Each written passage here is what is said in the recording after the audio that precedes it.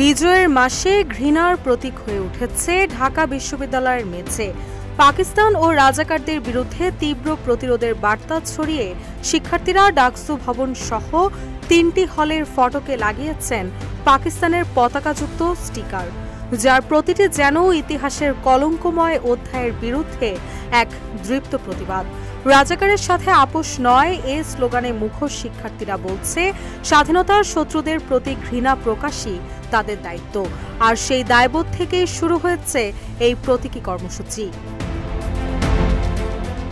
স্টিকারগুলোতে লক্ষ্য করলে দেখা যায় নো কম্প্রোমাইজ উইথ রাজাকার, রাজাকারের সাথে আপোষ নয় এবং রাজাকারের দুই গালে জুতা মারো তালে তালে, এ ধরনের বিভিন্ন স্লোগান লেখা রয়েছে। এখন যে কোনো ব্র্যান্ডের পুরাতন এসি বদলে নতুন ওয়ালটন এসিতে উপভোগ করুন 25% ছাড়। ক্যাম্পাস সূত্রে জানা গেছে, গত ৭ ডিসেম্বর থেকে শিক্ষার্থীরা ডাকসু ভবনের গেট ছাড়াও শহীদ সার্জেন্ট জহুরুল হক হল, মুক্তিযোদ্ধা জিয়াউর রহমান হল এবং বিজয় ৭১ হলের প্রবেশ পথে এসব স্টিকার লাগিয়েছে। এদিকে মুক্তিযোদ্ধা জিয়াউর রহমান হলের প্রধান ফটকে স্টিকার লাগানোর নেতৃত্ব দেন ছাত্রদলের হল ইউনিটের আহ্বায়ক কমিটির সদস্য কারিব চৌধুরী। ৮ ডিসেম্বর গণমাধ্যমকে তিনি বলেন, যাদের রক্তের বিনিময়ে আমরা বাংলাদেশ পেয়েছি তাদের আত্মত্যাগের প্রতি সম্মান জানাতেই এই উদ্যোগ নেওয়া হয়েছে।